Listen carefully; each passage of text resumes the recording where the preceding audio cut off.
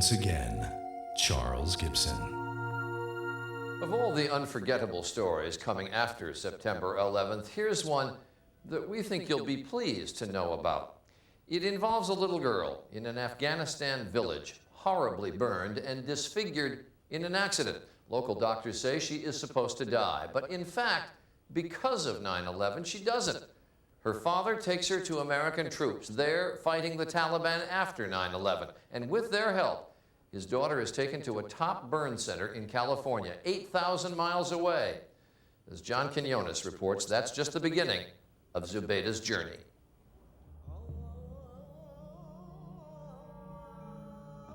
In a remote village in Afghanistan, 9-year-old Zubaida Hassan was unimaginably disfigured in an accident. Her family was told to pray for her death. But look at Zubaida now, a typical American third grader.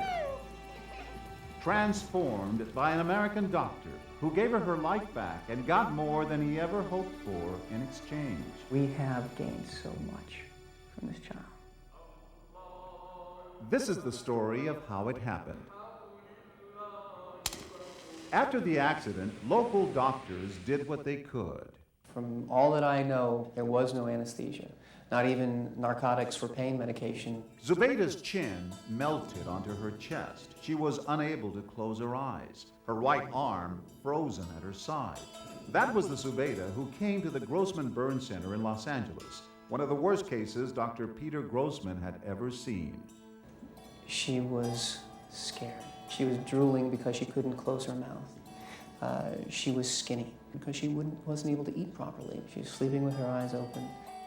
But Zubaida still insists on shaking hands with all of her medical team.